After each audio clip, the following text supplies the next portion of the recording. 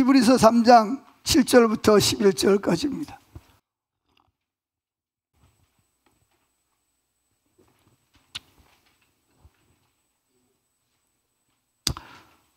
여기 여러분 페이퍼에 있습니다. 같이 읽습니다. 그래서 성령님도 이렇게 말씀하십니다. 오늘 너희가 그의 음성을 듣거든 광야에서 시험할 당시 반역하던 때처럼 못된 고집을 부리지 말아라. 거기서 너희 조상들이 나를 떠보고 시험하였으며 40년 동안 내가 하는 일을 보았다. 그래서 내가 그들에게 노하여 그들의 마음은 언제나 미혹되어 내 길을 알지 못하였다 하였고, 또 내가 분노하여 그들은 안식처가 될 약속의 땅에 들어오지 못할 것이다 라고 선언하였다. 자, 누가 누구에게 하는 말씀이죠? 성령님도 이렇게 말씀하셨습니다. 지금 성령님이 말씀하시는 겁니다. 누가 한다고요? 성령님이 말씀. 뭐라고 말씀하시죠? 오늘 너희가 그의 음성, 예수님의 음성을 듣거든 뭐 하지 마라? 못된 고집을 부리지 마라. 누구처럼? 출애굽해서 애굽에서 종살이 하던 그들을 건져내고, 그리고 시내산에서 하나님을 만나서 언약을 맺고, 그리고 가나안 땅을 향해서 가는 누구처럼? 이스라엘 백성들처럼, 그들처럼 40년 동안 하나님은 그들을 뭐 하셨다? 그들에게 말씀하셨다는 거예요. 그리고 큰 일을 보여주셨다는 거예요. 그런데 그들은 어떻게 했어요? 그들은 항상 미혹이 됐어요. 미혹이 돼서 누구를 알지 못했다? 하나님의 길을 알지. 여기 길이라는 게 뭘까요? 길이라는 것은 하나님의 의중, 하나님의 성품, 하나님의 뜻, 이걸 몰랐다. 하나님이 누군지를 몰랐어요. 40년 동안 하나님께서는 그들에게 나타나셔서 그들과 늘 함께 하시고 말씀하셨어요. 근데 왜 그들은 그렇게 하나님의 길을 몰랐을까요? 이유가 뭐예요? 미혹이 됐어요. 미혹의 영. 미혹의 영이 끊임없이 그들을 미혹하는 거예요. 에덴 동산에서 하와를 찾아와서 미혹해서 인류를 사망케 한 그 사단이 끊임없이, 그래서 여기 보면 그들의 마음은 언제나 미혹되어, 언제나, 항상, 언제나 말씀을 듣지만 항상 미혹이 됐단 말이에요. 그래서 누굴 몰랐다? 하나님의 길, 하나님의 뜻, 하나님의 성품, 하나님의 의도, 하나님이 누군지를 몰랐다는 거예요. 그래서 하나님이 어떻게 하셨다? 내가 너희들에게 주려고 준비한 안식처가 될 무슨 땅을? 약속의 땅에 들어온다 못 들어온다? 들어오지 못할 것이다 라고 선언했다. 근데 여기 보면 하나님이 몇 년 동안 말씀하셨다고요? 40년 동안 말씀하셨어요. 40년 동안 말씀하고 또 하고 또 하고 또 하고 또 하고 또 하고. 여러분은 다른 사람에게 몇 번이나 말을 하세요? 똑같은 말을? 자녀들에게, 부모님이 정말 자녀들에게 좋은 말을 해줬어요. 좋은 길을 예비했어요. 그럼 자녀들이 뭐라 그래요? 고집을 부리고 말을 안 듣죠. 자기 마음대로 해요. 그럼 어떻게 돼요? 그 결과는 보지 않아도 너무나 뻔한 거잖아요. 자, 하나님께서는 지금 여기에서 저와 여러분을 사랑하셔서 말씀하시는 거예요. 저는 이 말씀을 읽을 때 하나님의 사랑이 막 뚝뚝뚝 막 떨어지는 것 같아요. 너무 하나님이 우리를 향한 갈망과 사랑과 우리를 축복하고 열매 맺는 삶을 살게 하기 위해서 성령님이 지금 너무나 안타까운 마음을 가지고 말씀하시는 거예요. 그게 뭐냐? 그래서 성령님도 이렇게 말씀하십니다. 현재형이에요. 뭐라고 말씀하시냐? 오늘 너희가 그의 음성을 듣거든, 누구처럼? 이스라엘 백성처럼 당시 반역할 때처럼 못된 고집을 부리지 말아라. 여기서는 현대어 성경어로는 못된 고집이라 그랬고, 개역 개정에서는 강팍한 마음이라 이렇게 말하고 있습니다. 그러니까 아무리 말을 해도 뭐예요? 들어먹어요? 안 들어먹어요? 안 들어먹어요. 저는 그래서 이스라엘 백성들을 보면서 아이고 이 인간들아 왜 그렇게 말을 안 들었냐 그랬는데, 제가 어제 오늘 아침에 깨달은 게 있어요. 하나님 저에게 말씀하시더라고요. 제가 이제 아침에 새벽에 일어나서 5시에 일어나서 이제 씻고 양치질하고, 그리고 이제 제 방으로 이제 옷을 갈아입으려고 오면 우리 집 사람이 꼭 물을 떠다 줍니다. 무슨 물이냐? 소금물을 떠다 줘요. 소금물. 소금을 한 스푼 섞어서 따뜻한 물을 떠다 줍니다. 그러면 내 마음속에 무슨 마음이 드냐? 감사하다 그래라. 그런 마음이 들어요. 감사하다 그래야 돼요? 안 할 때? 당연한 거예요? 뭐 아내니까 남편한테 물 떠다 주는 거 당연해요? 예, 당연해요. 근데 하나님은 내 마음속에 계속 무슨 마음을 주냐면, 아내에게 감사하다 그래라. 여보 고마워. 이러고 싶어라. 그런데 그게 왜 그렇게 안 나오는 거예요? 그게 뭐 어려운 거라고, 그게 어려운 것도 아니잖아, 그죠? 그래, 어떤 데는 여보 고마워. 그래. 근데 고마워 소리가 끝에가 죽어. 하고 싶은 거야? 안 하고 싶은 거야? 안 하고 싶은 거야. 아니 그냥 뭐 물 한 컵 떠다 줬는데 뭐 소금물 터가지고 따뜻한 물 데워가지고 물 한 컵 떠다 준 건데 뭐 그렇게 자꾸 그런 마음이 올라오려 그래. 그런데 주님은 자꾸 뭐라 그러냐? 너를 위해서 물을 끓여서 소금을 타서 이 방까지 갖다 주는데 네가 감사하다 말을 해라. 그런 마음을 계속 주시는 거예요. 그래, 오늘 아침에도 하나님께서 이렇게 아침에 일어나가지고 이제 주님 바라보고 머리 감고 세수하고 이제 들어왔는데 집사람이 여보 물 드세요 그러면서 물을 주는 거예요. 근데 또 그때 무슨 마음이 올라와요? 감사하다 그래야지. 이게 뭐 돈 들어가는 것도 아니고 뭐 무슨 굿잡을 하는 것도 아니고 그냥 감사하다 그러면 되는데, 그런데 또 무슨 마음이 들어요? 꼭 감사하다 그래야 되나? 이런 마음이 또 올라오는 거예요. 그래서 제가 저를 보면서 야, 참 내가 참 마음이 뭐하다? 참 강팍하다. 아니 무슨 돈 들어가는 것도 아니고 무슨 애를 써야 되는 것도 아니고 그냥 여보 고마워 말 한마디 하면 되는데, 그 말 한마디가 여기서 요 목구멍에서 올라오는데 이게 너무 어려운 거예요. 이건 어려운 정도가 아니라 뭐가 문제예요? 내 마음이 강팍한 거예요. 고집을 부리는 거예요. 혹시 제 이야기 들으면서 여러분들도 나도 그런 고집이 있는데 이런 분 있어요? 모양은 다르지만 하나님이 그 물을 줄 때마다 그런 마음을 주시는 거예요. 여보 고마워 감사해, 그런 마음을 주시는 거예요. 그런데 어떤 때는 하긴 하는데 그게 기쁜 마음으로 안 하는 거예요. 이게 내가. 그리고 안 해. 아예 또 그냥 속으로 하고 그냥 말아. 제가 그걸 오늘 잘 몰랐어요. 근데 오늘 아침에 또 여보 물 여기다 떠다놨어요. 그랬는데 내가 여보 고마워 그래야 되는 마음이 또 올라오는 거야.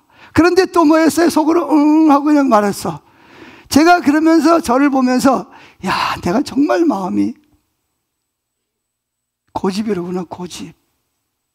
마음이 참 강팍하다.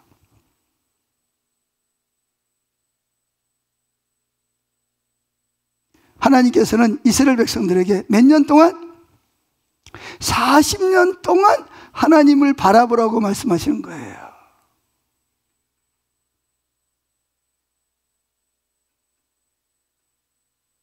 그런데 바라봤어요? 안 바라봤어요? 안 바라봤어요. 그 결과 뭐 했다? 미혹을 당했어요. 미혹을 당했어요. 그들의 마음은 언제나 미혹이 되어 내 길을 알지 못하였다, 이렇게 말하고 있습니다.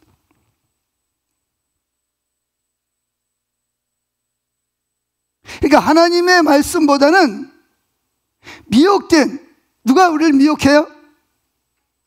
어둠의 영들이 우리 마음을 미혹하는 거예요.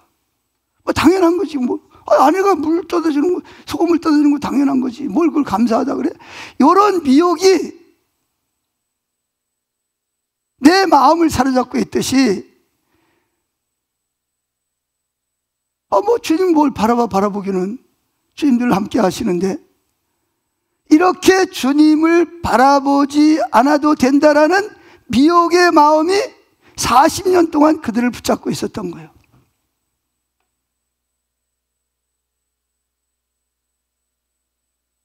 그 결과 그들은 하나님을 바라보고 큰 일을 바라보면서 하나님의 성품이 어떤지, 하나님이 우리를 향해서 가지고 있는 계획이 어떠한지, 하나님의 사랑이 어떠한지를 모르는 거예요. 몰라게 돼요. 그 결과 모르게 된 거예요.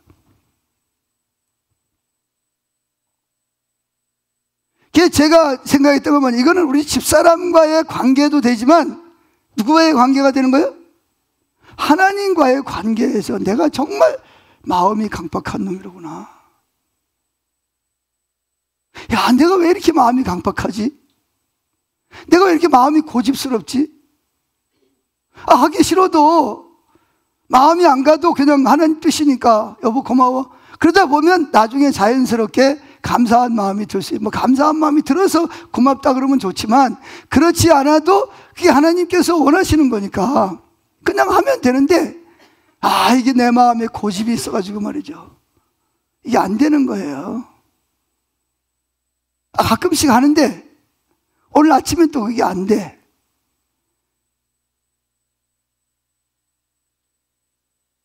그래서 주님이 그런 것 같아요. 야, 너 참 고집 참 대단하다. 그런 것 같아요. 그래서 제가 뭐라 그랬겠어요? 주님, 제가 그러네요. 그건 뭐 맞는 말이니까 제가 그렇게 했어요. 여러분 한번 여러분 자신을 살펴보세요. 한 주간 동안 하나님 뭔가 나에게 말씀하셨어. 근데 혹시 여러분이 저처럼 고집을 부리고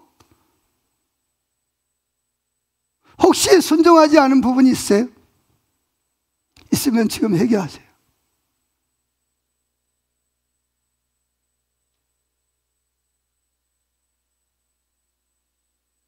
아멘. 자, 첫째 봅시다. 예수님을 바라보지 않아서 생기는 불신앙입니다. 여러분, 하나님이 기뻐하는 사람이 누굴까요? 다윗. 하나님 다윗 왜 하나님 다윗을 기뻐했을까요? 자, 하나님이 꼭 다윗만 기뻐하나요? 우리도 기뻐하시죠. 언제 어떤 때 우리를 기뻐하실까요? 하나님의 사랑은 다 사랑해요. 저와 여러분 다 똑같이 사랑해요. 100으로 사랑해요. 그런데 하나님이 기뻐할 때가 있고 기뻐하지 않을 때가 있어요. 하나님 기뻐할 때가 언제죠? 성경대로 말하면. 그렇죠. 하나님은 하나님을 성경 그대로 믿어주는 사람을 하나님은 가장 기뻐합니다. 따라합시다. 하나님은 자기를 믿어주는 사람을 기뻐합니다. 자, 여러분도 그러잖아요. 여러분도 누군가가 자기 말 그대로를 100% 믿어주는 사람을 사랑해야, 좋아해야 안 좋아해요? 기뻐요 안 기뻐요? 그거 왜 그러죠? 우리 성품이 하나님의 성품을 닮아서 그래요. 하나님도 누구를 기뻐하신다? 하나님을 말씀하신 그대로 믿어주는 사람을 하나님은 가장 기뻐하시고 즐거워하십니다. 여러분 하나님을 기쁘시게 하려거든 뭐 하면 돼요? 하나님 믿어드리면 돼요. 믿어주면 하나님 기뻐해요. 근데 이 믿음은, 하나님 기뻐하는 믿음은 어떤 믿음이에요? 그 하나님 기뻐하는 믿음에는 반드시 뭐가 따라가는 믿음이다? 행위가 따라가는 믿음이라는 거예요. 그래서 야고보서 2장에서 성경은 뭐라고 말하냐? 뭐가 따라가지 않는 믿음은? 행함이 따라가지 않는 믿음. 여기 행함이라는 건 열매예요, 열매. 믿음의 열매. 내가 하나님을 진짜 믿는다. 믿으면 그 열매로 뭐가 따라가게 돼 있다? 행함이 따라가게 돼 있어요. 근데 믿습니다. 그런데 뭐가 안 따라가? 행함이 안 따라간다. 그거는요, 무슨 믿음이다? 믿음은 믿음인데 무슨 믿음? 죽은 믿음이에요. 생명이 없어. 있으나 마나한 믿음. 그런 믿음은 누구도 가지고 있다? 그건 귀신들도 가지고 있습니다. 귀신이 구원받습니까? 못 받습니까? 귀신을 하나님 기뻐합니까? 안 기뻐합니까? 왜 안 기뻐하죠? 하나님 안 믿으니까. 그러니까 구원도 못 받고 하나님 기뻐하지 않아요. 자, 그런데 여기서 말하는 믿음은, 오늘 제가 말씀드리려고 하는 믿음은 크게 두 가지. 하나는 지난주에 말씀드렸던 하나님과 친밀함. 그래서 우리가 하나님을 사랑하기 때문에 좀 더 거룩하고 가정이 좀 더 회복이 되고 하나님과의 친밀함을 말한다면, 또 한 가지 다른 믿음은 뭐냐? 마틴 루터나 모라비안 형제들이라든지 존 웨슬리, 조지 필드, D.L. 무디와 같은 사람들을 통해서 하나님의 복음이 증거되는 믿음입니다. 자, 하나님이 우리에게 뭐라고 말씀하셨죠? 너희는 가서 뭐해라? 모든 민족으로 뭘 삼아서? 제자를 삼아 아버지와 아들과 성령의 이름으로 세례를 주고 내가 너에게 분부한 모든 것을 가르쳐 지키게 하라. 할렐루야. 자, 그런데 우리의 믿음이 얼마나 보잘것없냐 하면, 심지어 우리 가족 식구들 중에서도 예수를 믿지 않는 사람들이 있을 수 있어요. 또는 예수를 믿다가 하나님을 떠난 사람들이 있어요. 또 심지어는 우리 가족들 중에는 술이나 마약이나 아니면 어떤 그런 하지 말아야 될 어떤 중독이나 그런 거에 매여 있는 사람들이 있다는 거죠. 그런데 우리는 예수를 믿는다 그러면서도 그런 가족을 거기에서 뭐 하지 못해요? 구원해내지 못하는, 보잘것없는 믿음을 가지고 있단 말이에요. 예수를 믿기는 믿는데 우리가 너무 연약한 믿음을 가지고 있다는 거예요. 아니, 우리가 사랑하는 자녀들인데, 우리가 사랑하는 가족인데, 근데 우리가 예수를 믿는다고 하면서도 그들을 하나님께로 그 억압에서 그들을 붙잡고 있는 억압에서 그들을 빼앗아서 하나님께로 인도하지 못하는 그런 믿음을 가지고 있다는 거예요. 이게 오늘날 우리들의 문제입니다. 자, 10번 마태복음 7장 15절 읽어봅니다. 시작. 주님, 내 아들을 불쌍히 여겨 주십시오. 간질병으로 몹시 고통을 받고 있습니다. 자주 불 속에 빠지기도 하고 물 속에 빠지기도 합니다. 그래서 아이를 선생님의 제자들에게 데리고 왔으나 그들은 고치지 못하였습니다. 예수께서 말씀하셨다. 아, 믿음이 없고 삐뚤어진 세대여, 내가 언제까지 너희와 같이 있어야 하겠냐? 내가 언제까지 너희에게 참아야 하겠냐? 아이를 내게 데려오라. 그리고 예수께서 귀신을 꾸짖으셨다. 그러자 귀신이 아이에게서 나가고 아이는 그 순간에 나았다. 그때 제자들이 따로 예수께 다가가서 물었다. 우리는 어찌하여 귀신을 쫓아내지 못했습니까? 예수께서 그들에게 대답하였다. 내가 진정으로 너에게 말한다. 너에게 겨자씨 않을 만한 믿음이라도 있으면 이 산더러 여기에서 저기로 옮겨가라 하면 그대로 될 것이요 너희가 못할 일이 없을 것이다. 21절. 그러나 이런 종류는 기도와 금식을 하지 않고는 나가지 않는다. 그런 얘기입니다. 자, 이 시간에 여러분들이 내가 예수 믿지만 내가 직분이 뭐든 내 가족에 예수 믿지 않는 자녀가 있고 남편이나 아내가 있고 부모가 있다고 생각을 합시다.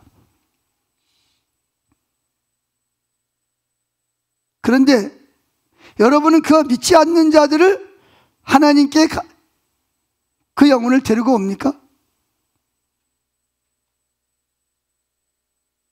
자, 여기에 보면 이 한 아버지가 있는데 이 아들이 어릴 때부터 간질병에 걸렸어요. 간질병. 그렇다고 간질병이 다 귀신 들린 건 아닙니다. 간질병은 제가 간질병 환자를 참 많이 봤어요. 두 가지 종류의 간질병이 있어요. 하나는 뇌에서 나오지 말아야 될 분비물이 나와서 그런 간질병, 정신을 잃어버리는 거예요. 정신을 잃어버리고 그냥 막 넘어져가지고 막 거품을 흘리면서 그래서 막 몸을 막 떨어요. 그래서 본인은 잘 몰라요. 그런 간질병이 있고 또 한 가지 간질병은 순식간에 뭔가 시커먼 보자기를 탁 뒤집어 씌운대요. 그러면 그냥 본인은 정신이 없는 거야. 근데 막 몸은 막 그냥 막 흔들리고 바닥에 막 쓰러져 가지고 막 경련을 일으키고 입에서 막 거품을 붓고 그럽니다. 정말 무서워요, 그게. 근데 이 두 번째가 귀신의 역사입니다. 그래가지고 이 아이 아버지는 이 아들을 고치려고 백방으로 뛰었는데 안 됐어요. 그런데 그래서 마침 예수님이 변화산에 올라가는 동안에 예수님을 만나러 왔는데 예수님이 없어서 제자들에게 내 아들이 이러이러하니까 좀 귀신을 좀 쫓아내 주세요. 고쳐주세요. 그랬더니 어떻게 했어요? 제자들이 의기양양하게 시작을 했는데 뭐 했어요? 고쳤어요? 못 고쳤어요? 못 고친 거예요. 그러니까 예수님이 산에서 내려오니까 그 아이 아버지가 아들을 데리고 예수님에게로 와서 이야기합니다. 선생님, 제가 선생님의 제자들에게 귀신을 쫓아내달라고 왔는데 못하더이다. 예수님 어떻게 할 수 있으면 좀 해주세요. 그랬더니 예수님이 뭐라 그러죠? 내가 언제까지 이 믿음이 없는 세대야. 뭘 지금 책망하고 있는 거죠? 자, 17절 보세요. 예수께서 말씀하셨다. 아, 뭐가 없어요? 믿음이 없고 삐뚤어진 세대요. 그랬습니다. 제일 먼저 책망하는 게 뭐죠? 믿음이 없다는 것입니다. 여기서 믿음이 없다는 말은 진짜 믿음이 없다는 게 아니라 이 아이에게 들어간 귀신을 쫓아낼 수 있는 그 정도의 뭐가 없다는 거예요? 믿음이 없다는 거예요. 믿음은요, 큰 믿음이 있고 작은 믿음이 있고요.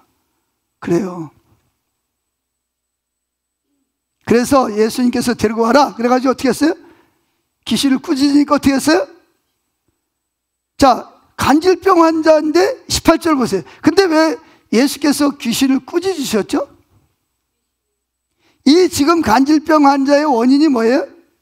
귀신이 이 사람을 그 아들에게 들어가서 사로잡고 있는, 그러다가 갑자기 뭐예요? 불을 보면 불 속에다가 집어넣습니다. 물을 보면 또 뭐예요? 물 속으로 집어넣습니다. 왜? 자살 죽이려고 그러는 거예요. 죽이려고.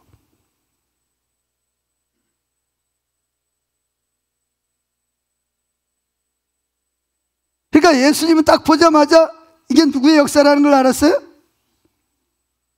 일반 그 간질병 환자는 그렇지 않거든요. 그러니까 이건 귀신의 역사다. 그래서 딱 귀신을 보신 거예요. 그리고 귀신에게서 귀신을 쫓아내죠. 자, 그랬더니 이제 제자들이 조용한데 예수님이 가지고 묻습니다. 선생님, 왜 우리가 다른 데 가서는 귀신 들린 사람 쫓아내고 병든 사람도 고치고 복음도 전했는데 왜 지금 이 사람한테는 우리의 믿음이 안 통합니까? 궁금한 거예요. 아니, 전에는 다른 데는 됐단 말이에요. 근데 이 사람한테는 안 돼. 그러니까 예수님 뭐라 그러죠? 자, 20절부터 읽어봅시다. 시작. 예수께서 그들에게 대답하셨다. 내가 진정으로 너에게 말한다. 너에게 겨자씨 하나일 만한 또 뭐가 없는 걸 또 책망하는 거예요? 너희에게 믿음이 없다는 거예요. 믿음이 없다는 건 아까 말한 대로 아주 믿음이 없다는 것이 아니라 이 귀신을 쫓아낼 만한 뭐가 없다? 믿음이 없다는 거예요. 21절 킹제임스 버전에 뭐라 그러죠? 그러나 이런 종류는 기도와 금식을 하지 않고는 나가지 않는다. 이 말이 무슨 말이냐? 제가 귀신들을 쫓아내고 하다 보면 귀신들도 등급이 있어요. A등급, B등급, C등급, D등급. 이게 등급이 올라갈수록 많은 귀신이 들어간 거, 군대 귀신이 들어가거나 많은 귀신이 들어가거나 오래된 귀신들은요, 이게 등급이 높아요. 자, 예를 들어서 등급이 5다. 그런데 4밖에 안 되는 제자들이 5등급 되는 귀신을 쫓아낼 수 있어요, 없어요? 걔들의 믿음이 없는 게 아니에요. 믿음이 뭐밖에 안 되세요? 4등급밖에 안 되는 게 문제지. 귀신은 몇 등급? 예를 들어 설명하면 5등급이란 말이에요. 그럼 5등급 귀신을 쫓아내려면 어떻게 해야 돼요? 4등급 가지고 돼야 안 돼요? 그럼 어떻게 해야 돼요? 최소한도 6등급 이상이 돼야 된단 말이에요. 그런데 너희들의 지금 믿음은 귀신보다 낮은 등급이라는 거예요. 그러니까 뭐 한다? 너희들 아무리 애써도 뭐 한다? 귀신을 쫓아낼 수 없다, 그런 얘기예요. 그럼 어떻게 해야 귀신보다 더 높은 등급을 믿음을 갈 수 있느냐? 그럼 어떻게 해야 돼요? 기도와 금식 외에는 기도와 금식을 해야 된다는 거예요. 뭘 하라고요? 기도와 금식을 통해서 하나님이 어떤 분이를 더 바라보고 만나고 교제하고 더 큰 능력의 믿음을 가져야 된다는 거예요. 할렐루야. 여러분, 제가 담임 목사로서 자괴감을 느낄 때가 언제냐? 담임 목사니까 여러 교인들을 이렇게 상대하게. 어떤 분들은 만나면 이야기를. 그냥 얼굴이 막 잿빛이 돼가지고 막.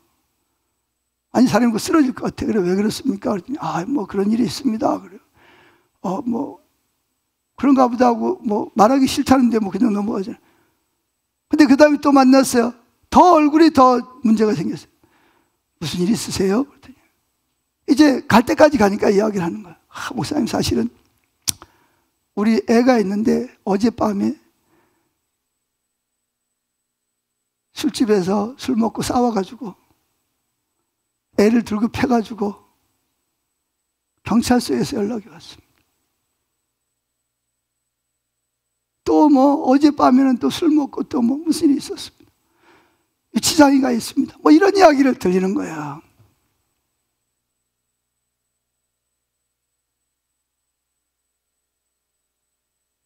그러면 제가 안타까운 게 뭐냐면 두 가지가 안타까워요. 그러면 그 문제를 가지고 부모로서 하나님께 나와가지고 그런 금식이라도 하면서 기도라도 하면서 자식을 위해서 하나님이 회복하시도록 기도해야 되잖아요. 해야 돼요, 안 해야 돼요? 그다음 뭐만 해? 근심만 해, 걱정만 해, 스트레스만 받아. 밥도 안 먹고 회사도 못 가고 그리고 그냥 있는 거야. 왜 그러죠? 마음속에 뭐가 있어요? 기도해도 안 된다는 불신앙이 머릿속에 꽉 들어찬 거예요. 그럼 나한테라도 와서 기도를 해도 부탁을 해야 되잖아요. 이 아버지처럼. 근데 기도 부탁도 안 해. 그럼 본인이 무슨 금식을 하면서 기도하면서 하나님께 부르짖어서 믿음으로 그 자녀를 거기에서 건져내야 되잖아요. 안타깝게 하는데 안 되니까 안 된다고 생각하고 포기하고 있는 거예요. 그럼 포기한 마음이라도 편안해야 되는데 그냥 스트레스 받고 그냥 얼굴이 잿빛이 돼가지고 살아가는 거예요. 우리가 언제까지 이렇게 살아야 됩니까? 예? 심지어 어떤 사람은 본인이 그런 억압에 당하는 사람이 있어요.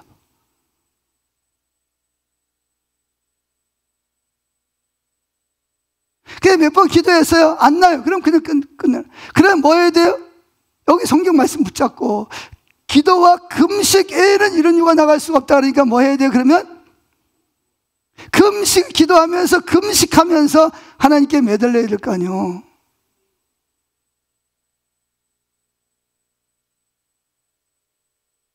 그래서 내 가족이, 내 자녀가 사단의 억압에 매여서 거기에서 벗어나지 못, 본인 힘으로는 안 되잖아요. 근데 걔 만나봤어요. 너 왜 그러냐 했더니 목사님 교회 열심히 나올 거 웃으면서 아주 능청이야. 정말 진심으로 말을 해요. 근데 다음에 오기는 뭘 와요?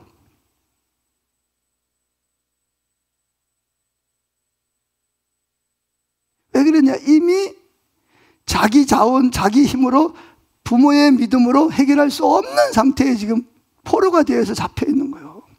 어떤 사람은 마약에, 어떤 사람은 뭐에? 술에, 어떤 사람은 포르노에, 어떤 사람은 염려, 근심, 걱정에, 어떤 사람은 돈에, 어떤 사람은 친구에.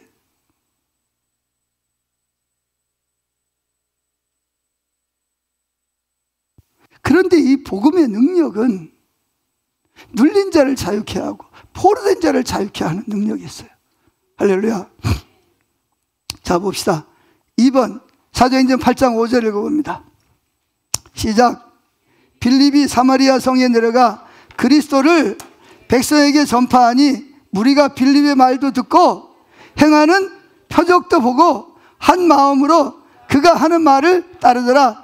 많은 사람에게 붙었던 더러운 귀신이 크게 소리를 지르며 나가고 또 많은 중풍병자와 못 걷는 사람이 나오니 그 성에 큰 기쁨이 있더라. 그랬어요. 이 빌립, 집사 빌립이에요. 사도 빌립이 아니고. 그런데 사마리아 예루살렘에 핍박이 심해가지고 지금 사마리아 성으로 내려간 거예요. 가서 복음을 전했더니 뭐예요? 무리가 빌립의 말도 듣고 행하는 표적도 보고 한 마음으로 그가 하는 말을 따르더라. 즉 빌립이 하는 말을 받아들였다는 거예요. 왜 그랬냐? 그 다음에 보면 합니다. 많은 사람에게 붙었던 더러운 귀신들이 크게 소리를 지르며 나가고 또 많은 중풍병자와 못 걷는 사람이 나오니 그 성에 큰 기쁨이 있더라. 그런 얘기입니다. 할렐루야. 이게 뭘로 오시냐? 이게 바로 믿음을 통해서 우리가 할 수 있는 일을. 뭘 통해서 한다고요? 믿음을 통해서 오시는 거예요. 자, 넘어갑니다. F번을 봅시다. F번. 그럼 어떻게 해야 이 믿음을 가질 수 있냐? 자, 히브리서 12장 2절 읽어봅니다. 시작. 그리고 우리의 믿음의 근원이시며 완성자이신 예수님만을 바라봅시다. 여기 바라보라는 말은 아프론테스라는 말. 아프론테스. 바라보다. 바라보다는 말이 뭐냐? 지속적으로 주목하다. 시선을 고정시키다. 이런 뜻이에요. 누구에게? 지속적으로 뭐 한다고요? 주목하다. 여러분 여기 우리가 제식훈련 군대 가면 제일 많이 쓰는 게 뭐예요? 누가 소대장이 중대장이 왔다, 연대장이 왔다. 그럼 뭐예요? 앞에 있는 사람이 뭐래요? 주목. 그러거든요. 주목이 뭐예요? 주목이 아니고 주목. 주목이 뭐예요? 이제 여러분에게 말할 사람을 뭐 해라? 이 사람만 바라보라. 그래서 뭐라 그러냐? 한참 듣다 보면 눈알 굴러가는 소리 봐라. 이런 소리 하면 눈알이 어떻게 굴러가요? 눈알이 굴러가는 게 아니라 뭐예요? 집중해서 그 사령관님을 봐야 되는데 생각이 뭐였다 지금? 흩어지고 있다는 거예요. 그걸 눈알 굴러가는 소리라 그러는 거예요. 군대에서는. 그러니까 여기서 예수만 바라봅시다. 이 말은 아프론테스, 지속적으로 주목하다. 두 번째는 뭐예요? 시선을 누구에게? 예수님에게 고정시키다. 그런 뜻입니다. 따라합시다. 시선을 예수님에게 고정시키다. 이게 바로 예수님만 바라보는 거예요. 근데 눈으로 예수님만 바라보라는 게 아니라 뭘로? 마음으로 주님에게 고정해라는 거예요. 포도나무 가지가 포도나무에 붙어 있어야 열매를 맺듯이 우리 마음이 누구에게 붙어 있어야? 주님 안에 들어가 있어야 열매를 맺는 거예요. 그 열매가 뭐냐? 지금 이 빌립을 통해서 복음이 증거되고 귀신이 떠나가고 많은 사람이 붙었던 귀신이 떠나가고 안진병이 일어나고 중병자가 치유되는 거는 뭐예요? 이 믿음의 열매예요. 믿음의 열매. 아멘? 자, 물어봅시다. 귀신을 위해서, 귀신 축사를 위해서 기도해 보신 분. 나는 귀신을 쫓아내기 위해서 기도 한번 해봤다. 그런 분.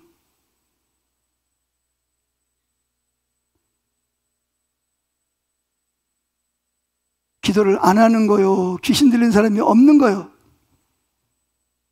예? 둘 다예요? 물론 요즘에는 뭐 귀신 들린 게 잘 안 드러날 수도 있어요, 겉으로. 근데 실제적으로는요, 귀신의 억압이 있는 사람이 너무 많아요. 여러분 잘 들으세요. 베드로도 뭐가 들어와 있었다? 사단이 들어와 있을 수 있었고요. 가룟 유다도 누가 들어갔다? 사단이 들어갔고요. 수많은 사람에게 뭐가 들어올 수 있어요? 악한 영이 들어올 수가 있다는 것입니다. 자, 그런데 이 믿음에는 여러분들이 진짜 예수를 믿고 말씀을 믿는다면 여러분들은 뭐 해야 돼요? 아픈 사람이 있으면 뭐 해야 돼요? 아픈 사람 위해서 기도해 본 적 있다. 손 들어보세요. 요건 귀신보다 좀 낫네. 지금도 기도한다. 손 들어보세요. 아픈 사람 있으면 지금도 기도한다. 조금 있네요. 할렐루야. 근데 만약에 여러분들이 아픈 사람이 있는데 기도는 안 하고 어디만 데려간다? 병원에만 데려준다. 그럼 여러분들의 믿음은 무슨 믿음이에요? 살아있는 믿음이요? 죽은 믿음이요? 왜 죽은 믿음이죠? 행함 믿음은 뭐가 따라가야 돼요? 행함이 따라가야 되는 거예요. 자, 야고보서 2장 17절 시작. 믿음도 이와 같습니다. 믿음에 뭐가 따라가지 않으면, 행동이 따르지 않으면 그 믿음은 죽은 것입니다. 진짜 여러분들이 믿는다면 뭐가 따라가게 되어 있다? 행동이 따라가게 되어 있다는 것이에요. 그래서 히브리서에서 말하는 게 뭐냐? 오늘날 너희가 내 음성을 듣거든 마음을 뭐 하지 마라? 강팍해 하지 말고, 고집스럽게 하지 말고. 그러면 뭐 한다? 고집스럽게 하는 이유가 뭐냐? 벌써 하나님을 믿지 않고 있다는 증거라는 거죠. 그래서 하나님 백성들의 마음이 너무나 완고하니까 하나님께서 우리에게 뭘 주시죠? 완고한 마음을 제하기 위해서, 고집을 제하기 위해서 주신 것이 있어요. 자, 에치본 에스겔 36장 26절 읽어봅니다. 시작. 또 새 영을 너희 속에 두고 새 마음을 너희에게 주되 너희 육신에서 굳은 마음을 제거하고 부드러운 마음을 줄 것이며. 자, 저처럼 감사를 해야 하는데 감사를 안 하면 뭐라고 기도해야 돼요? 성령을 부어주셔서 내게서 무슨 마음을? 굳은 마음을 제거해 주시고 무슨 마음을? 부드러운 마음을 달라고 기도하셔야 됩니다. 여러분 중에서도 내가 이렇게 살면 안 돼, 내가 이렇게 해야 돼, 근데 안 돼, 그런 분 있어요 없어요? 그런 분은 뭐라고 기도해야 돼요? 이 에스겔 36장 26절을 붙잡으세요. 내 속에 뭘 두시고?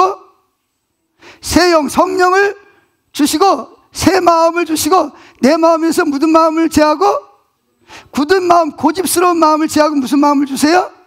부드러운 마음을 줄 것이라고 했으니까 기도하시기 바랍니다. 여러분 그러잖아요. 이게 하나님 뜻인데 그 뜻대로 사는데 못 사는 것 때문에 마음이 괴로워요 안 괴로워요? 괴롭죠. 근데 시간 지나면 그 괴로운 마음도 없어져요. 강팍해져서. 그러니까 빨리 그런 마음이 있을 때 뭐예요? 주님 제 마음이 그렇습니다. 저에게 성령을 부어주세요. 굳은 마음을 제하시고 부드러운 마음을 주세요. 부드러운 마음이 무슨 마음이냐? 하나님 말씀을 들으려고 그러고 들으면 뭐 하고 싶은 마음? 말씀대로 살고 싶은 마음. 기쁘게 말씀대로 살고 싶은 마음을 성령이 우리 마음에 주신다는 거예요. 하나님도 우리가 굳은 마음 때문에 안 된다는 걸 알아요. 그래서 무슨 마음을 주시려고? 굳은 마음을 제하고 부드러운 마음을 주시려고 누굴 주신다?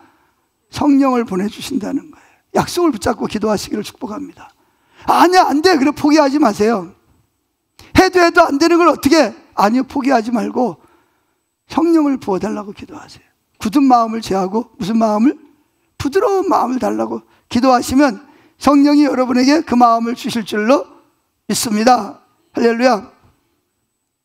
자, 그래서 우리가 이 굳은 마음을 제하고 부드러운 마음을 갖기 위해서 하나님이 제시하는 방법이 또 한 가지가 있어요. 그게 뭐냐? 히브리서 3장 12절입니다. 자, 읽습니다. 시작. 형제 자매 여러분, 여러분 가운데 믿지 않는 악한 마음을 품고서, 믿지 않는 걸 무슨 마음이라 그래요? 악한 마음을 품고서 살아계신 하나님을 떠나는 사람이 아무도 없도록 여러분은 조심하십시오. 그러면서 13절, 오늘이라고 하는 그날 서로 권면하여 아무도 죄의 유혹에 완고하게 되지 않도록 하십시오. 자, 여러분, 우리가 지금 24시간 누굴 바라보려고? 주님을 바라보려고. 왜? 그게 하나님 명령이니까 애를 쓰는데 잘 돼야 안 돼요? 잘 안 됩니다. 그래서 여기서 한 가지 방법을 제시합니다. 그게 뭐죠? 그날 서로 뭐해서? 권면해서. 그래서 권면이라는 말이 원어로 보면 무슨 뜻이냐? 파라칼라테이. 따라합시다. 파라칼라테이. 파라라는 말은 곁에, 가까이. 칼라테이라는 말은 무슨 말이냐? 용기를 복돋아 주며 격려하며 간절히 원한다, 그런 의미입니다. 권면한다. 서로 권면하는 거예요. 뭐 하도록 권면해요? 하나님을 바라보도록. 예수를 바라봐야 믿음이 생기니까. 예수는 누군지 알아야 믿음이 생길 거 아니에요. 예수님 안 바라보면 마음이 미혹이 돼. 자꾸 마음을 빼앗기고 주님 안 바라보면 믿음이 안 생긴단 말이에요. 그럼 우리는 뭐하냐? 자녀를 사단에게 빼앗기고 남편이나 아내를 빼앗기고도 되찾아올 생각조차 없어요. 아예 포기하고 살잖아요. 근데 이 아이 아버지를 보세요. 제자들에게 들어갔다 안 되니까 예수님에게 들어오고. 전에 이런 일이 있었습니다. 제가 시골에 있을 때 그 여자 권찰님이 있어요. 권찰이라는 직분은 뭐냐면 구역장을 옆에서 보좌하는, 돕는 사람을 권찰이라 그랬어요.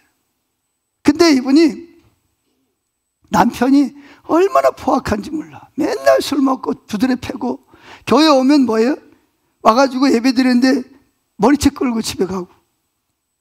정말 내가 보기에도 정말 징글징글한 남편이었어요. 지금 같으면 아마 벌써 10번도 이혼도 더 했을 거야. 그런데도 불구하고 이 자매님은 남편이 새벽에 들어와가지고 코 골고 잔다면 그럼 뭐냐? 신발을 품고 옵니다. 그때는 그 신발을 품고 와가지고 신발을 앞에 놓고, 주님, 우리 남편이 몸은 안 왔는데 뭐는 왔어요? 신발은 왔습니다. 이제 우리 남편이 신발을 신고 하나님 앞에 올 줄로 믿습니다. 그러면서 금식하면서 기도하는 거예요. 다른 사람 볼 때는 저 인간은 안 돼, 불가능해, 다 포기하는데 이 아내는 포기하지 않습니다. 아내는 믿음을 가지고 있어요. 그래서 몸은 못 데리고 오지만 신발을 품에 안고 와가지고 내놓고 기도하는 거예요. 하나님, 우리 남편이 몸은 안 왔지만 신발은 왔습니다. 주님, 우리 남편이 신발을 신고 예배 자리에 올 줄로 믿습니다. 그리고 기도하는 거예요. 그런데 무슨 일이 있는지 아세요? 하루는 남편이 술이 이만큼 돼가지고 오니까 아내가 없어. 또 교회 갔구나. 그래서 교회 가서 끌고 집에 왔어요. 막 때렸어. 그런데 갑자기 아내가 막 이상한 말을 막 하는 거야. 막 처음 듣는 말인데 그냥 입에서 랄랄랄랄 하면서 막 말을 하는. 그러니까 이 남편이 겁이 덜컥 난 거야. 자기가 때려가지고 내 아내가 이게 미쳤구나, 큰일 났다 이거. 그래가지고 여보 왜 그래. 근데 막 남편이 아내가 막 랄랄랄 하고 막 난리가 났어요. 막 더해, 막 그냥 막 이제 막 손까지 막 떨어 막 이렇게. 얼마나 남편이 겁이 나겠어요. 큰일 났네, 애새끼들인데 우리 만져 막 미치면 어떡하지? 동네 사람들 창피해서 어떻게 살지? 그래가지고 여보 미안해. 그 아내가 지혜로운 애예요. 한참 막 랄랄랄 하다가 남편이 막 정신없이 막 미안하다 그러니까, 그런데 한 가지 소원만 들어줘. 그리고 뭔데 알았어, 들어줄게. 다음 주부터 교회만 나가면 돼. 알았어, 교회 나갈게. 제발 미치지만 마라. 그래가지고 그 다음 주부터 그 신발 신고 교회 나온 줄로 믿습니다. 그게 뭐냐? 그 순간 막 매를 맞으면서 이 아내가 뭐가 터진 거예요? 방언이 터진 거예요. 막 새로운 방언. 남편은 이거 들어본 적이 없잖아요. 이게. 거기다 막 손까지 막 떨어. 막 그냥 난리가 났어. 그러니까 막 미친 줄 알고 자기가 때려서 겁이 나가지고 막 비는 거예요. 미안하다고. 다시는 안 그런다고. 그러니까 이 아내가 교회 가면 내가 나을 것 같다고. 그래가지고 남편이 그 다음 주부터 교회 와가지고 그 교회의 장로님이 됐습니다. 도저히 이 사람은 안 된다. 누구도 이 사람은 안 된다고 내놓은 사람이 아내의 신발을 품고 가서 믿음을 가지고 기도하는. 아내는 뭘 보냐? 다른 사람 뭐라 그래도 내 남편이 신발을 신고 교회 와서 여기 예배 드린다고 믿음의 눈으로 그거를 바라보는 거예요. 할렐루야. 그 기도 소리를 듣고 그를 사로잡고 있던 술로 인해서 폭력을 행사하고 일도 안 하고 맨날 술 먹고 두드려 패고 애들 못 살게 굴고 하던 그 억압에서 그 남편이 자유케 되리라고는 아무도 상상을 못한 거예요. 그런데 이 아내는 그걸 믿은 거예요. 하나님 하신다는 거죠. 할렐루야. 하나님 하신다는 거예요. 근데 그 믿음대로 된 줄로 믿습니다. 할렐루야. 자, 그런데 여기 중요한 게 뭐냐? 서로 권면하는 거예요. 그 권찰님이 그렇게 할 수 있었던 것은 뭐냐? 구역 식구들이 서로 권면, 부인도 몇 번 포기하는 거예요. 아, 나 도저히 이 남편이랑 못 살겠다고. 그런데 그 구역, 우리로 말하면 CR 식구들이 구역장부터 시작해가지고 격려해주고 힘을 주고 위로해주고 했어요. 그래서 하루에 12번도 더 포기를 하는데 그래도 서로 권면해 주는 거예요. 권면이 뭐라고요? 용기를 북돋아 주다, 격려하다, 뭐예요? 간절히 원한다. 그런 뜻입니다. 그래서 혼자는 신앙생활을 못해. 혼자 하다 보면 연약해서 쓰러지고 넘어지고 시험들 때가 많아. 그게 누가 있어요 옆에? 구역장도 있고 구역 식구들도 있고. 그래서 권면해주고 기도해주고 위로해주는 거예요. 할렐루야. 자, 옆에 봅시다. 히브리서 3장 13절. 아까 읽었던 말씀 다시 읽어봅시다. 오직 오늘이라 읽혔는 동안에 매일 피차 뭐하여? 권면하여 너희 중에 누구든지 죄의 유혹으로 완고하게 되지 않도록 하라. 마음이 완고해지지 않도록 옆에서 권면해 줘야 됩니다. 할렐루야. 자, 전도서 4장 12절 봅시다. 시작. 혼자 싸우면 지지만 둘이 힘을 합하면 적에게 맞설 수 있다. 세 겹줄은 쉽게 끊어지지 혼자 싸우다가 지쳐버립니다. 아, 안 되는가 보다 포기합니다. 근데 둘이 힘을 합하면 어떻게 맞설 수 있고, 삼겹줄은 끊어진다 안 끊어진다? 쉽게 끊어지지 않는다. 이게 뭐냐? 혼자서는 신앙생활을 못한다는 거예요. 그래서 뭐가 필요하냐? 그래서 우리가 뭐예요? 영성일기를 써서 뭐해라? 나눔 방에다가 올리라는 거예요. 자, 일단 영성일기를 쓰세요. 아멘. 영성일기를 쓰세요. 지금 저 뒤에 가면 노트가 있어요. 영성일기 쓰는 노트가 있어요. 그러니까 일기를 쓴다기보다는 그냥 간단하게 했어요.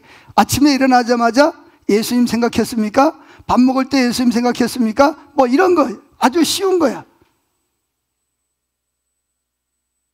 5,000원에 판대요. 5,000원에. 나하고는 상관이 없어요. 신기호 장로님이랑 홍건사님이 그 노트를 제가 프린트해가 준 걸 가지고 노트를 만들었어요. 그러니까 매일매일 하루에 한 장씩 아침에 일어나자마자 눈 뜨자마자 예수님 생각했나? 밥 먹을 때 기도는 하지만 습관적으로 하지만 예수님 바라봤나? 그런 것이 아주 간단한 거를 쓰는 거예요. 거기다가 할렐루야. 그런 걸 써서 뭐예요? 나눔 방에다가 올리란 말이에요. 셀 리더들끼리 나눔 방에다가 올려. 그럼 뭐예요? 그걸 읽은 사람들이 뭐예요? 서로 댓글을 달아주는 거야. 뭘 달아줘요? 댓글을 달아준단 말이에요. 뭐 거기 보면 뭐 오늘 주님을 바라보고 승리한 사람도 있겠지만 오늘 하루 종일 주님 한 번도 생각을 못했네. 뭐 그런 사람도 있을 거예요. 그런 사람에게는 뭐예요?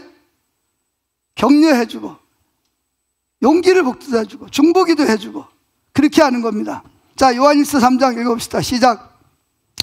우리가 보고 들은 바를 여러분에게도 선포한. 보세요. 내가 보고 들은 바를 누구에게? 여러분에게도 전한단 말이에요. 그래서 우리는 여러분도 우리와 서로 뭐가? 사귐을 가지기를 바라는 것입니다. 우리의 사귐은 아버지와 또 그 아들 예수 그리스도와 함께하는 사귐입니다. 그렇게 하는 겁니다. 그래서 예수를 바라보고 승리하면 승리했다, 실패하면 실패했다, 그냥 있는 그대로 쓰는 거예요. 간단하게 써서 어떻게 한다? 나눔 방에다가 올립니다. 그러면 그걸 읽는 사람은 어떻게 한다? 권면하는 거예요. 권면이 뭐라고요? 아까 뭐라 했어요? 권면이 용기를 북돋아 주다, 격려하다, 또 뭐예요? 간절히 원하다, 중보기도 해주는 거예요. 아, 승리했다 그러면 자기가 승리한 것처럼 기쁨으로 아, 축하합니다, 잘하셨습니다, 댓글을 달아줘요. 실패했다 그럼 아, 얼마나 마음이 아픕니까? 또 하나님이 도와줄 줄로 믿습니다. 간단하게 댓글을 달아주는 거예요. 아멘. 자, 이렇게 빛 가운데서 교제를 할 때 뭐가 일어납니까? 우리 마음을 빼앗아가던 그런 무질서하게 살아가게 만드는 어두움의 영이 밖으로 드러나게 하신다는 것입니다.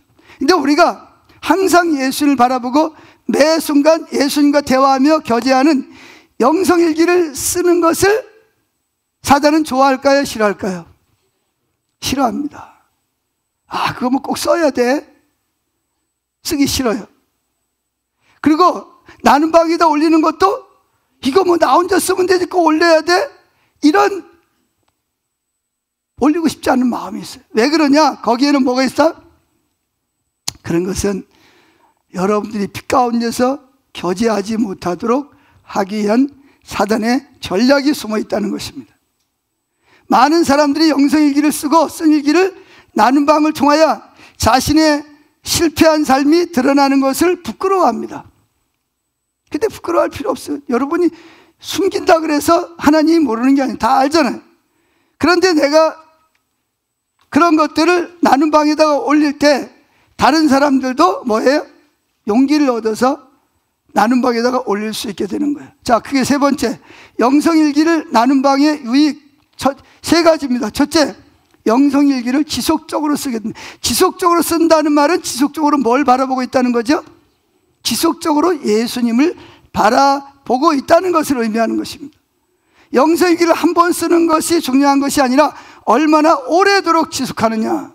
근데 혼자 하면 무너져요, 안 무너져요? 무너져요. 근데 누구? 서로 격려하고 아, 난 안 썼어, 다른 사람 썼어, 그런데 댓글 달아주는 거예요. 그러면 어떻게, 아, 나도 영성일기 써야 되겠구나, 그런 마음이 생겨서 내일 또 영성일기를 쓰게 되는 거예요. 둘째, 영성일기를 혼자 쓸 때보다 더 깊은 영적 성장을 이루게 된다는 것입니다. 주님은 우리를 한 몸의 지체로 부르셨어요.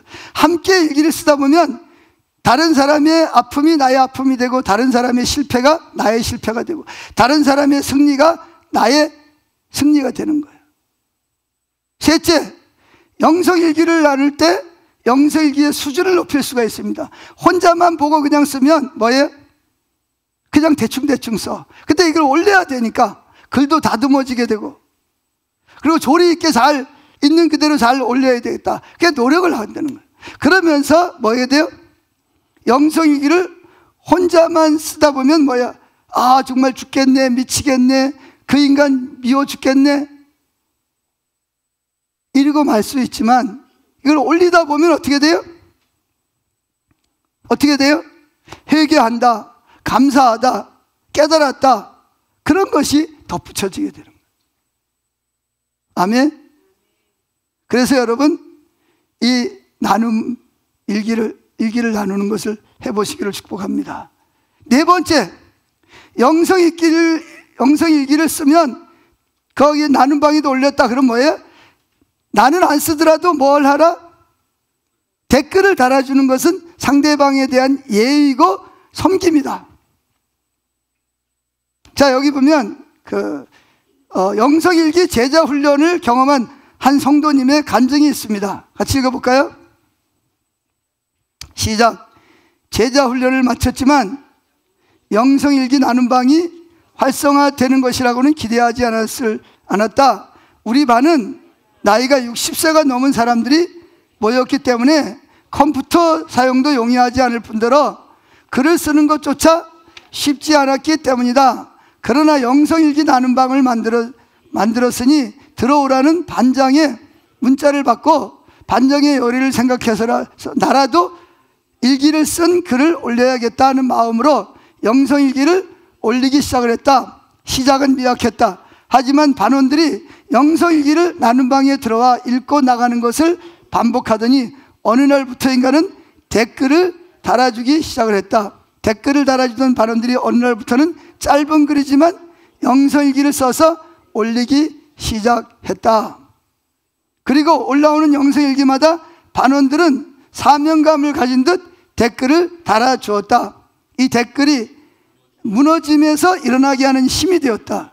댓글이 영성일기를 쓰게 했고 댓글이 제자훈련 가운데 1% 부족했던 사랑의 교재를 채워주었다. 영성일기반은 영성일기로 시작된 것이 아니라 댓글을 통해 활성화되었다고 본다. 댓글을 달아주다 보니 용기가 나서 영성일기를 써서 올린 것이다. 댓글이 영성일기를 쓰게 한 것이다. 영성일기가 쓰기 어려운 분들은 댓글을 먼저 달아보시면 어떨까 싶다. 우리 제자훈련 반원들이 댓글을 통해 영성일기를 썼던 것처럼 댓글을 달아줄 때 반드시 명심할 것은 훈계를 하거나 충고하거나 평가하거나 가르치려고 하지 말아야 한다는 것이다.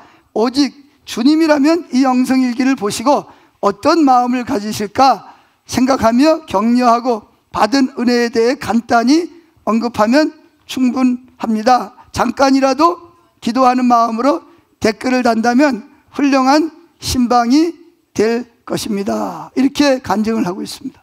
할렐루야.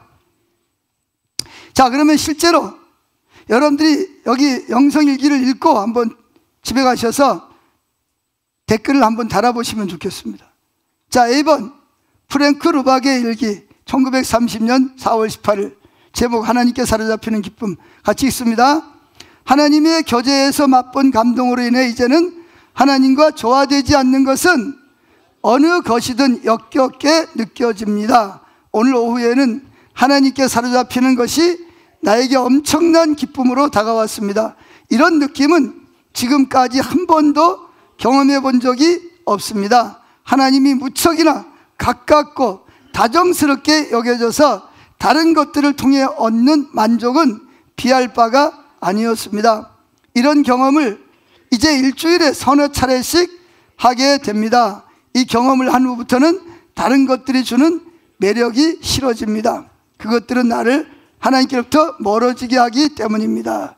하나님과 1시간 동안 친밀한 교제를 하고 나면 내 영혼은 지금 막 내린 눈같이 맑아져 있음을 느낍니다. 어디를 가나 사람들은 아름답습니다.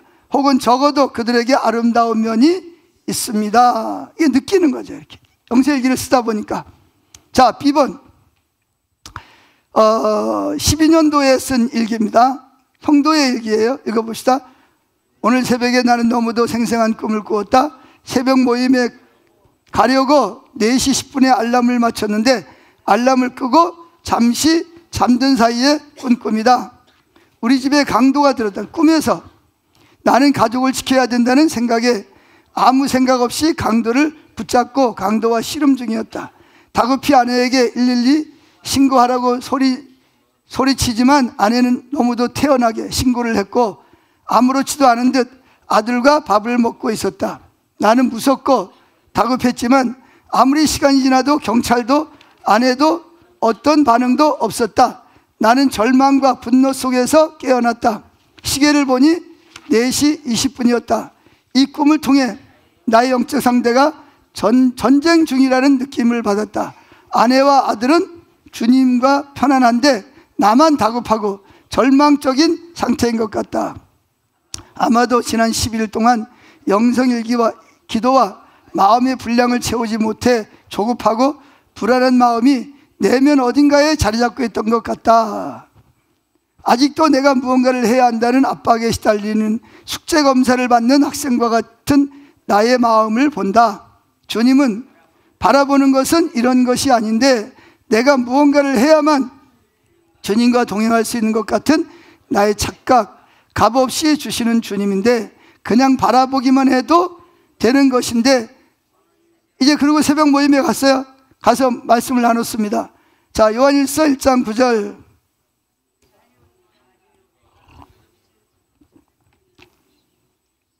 다시 읽읍시다. 만일 우리가 우리 죄를 자복하면 그는 미쁘시고 이루사 우리 죄를 사하시며 우리를 모든 불의에서 깨끗하게 하실 것이요 라는 말씀처럼 주님을 바라보지 않는 것이 얼마나 큰 죄인지를 다시금 깨닫고 회개하고 자백하며 프랭크 르박 선교사님도 실패와 좌절을 거듭하면서 성공하였듯이 나도 이번 경험을 교훈 삼아 더욱더 하나님만 바라보고 그것이 실제가 되는 삶을 살아야 되겠다고 다짐했다. 이것이 진정 내가 지금 해야 될 일이요 이것이 나의 전부가 될 것이다. 할렐루야. 자, 2개의 일기를 읽었으니까 집에 가셔서 뭐 해라? 댓글을 달아주시기를 축복합니다. 기도하겠습니다.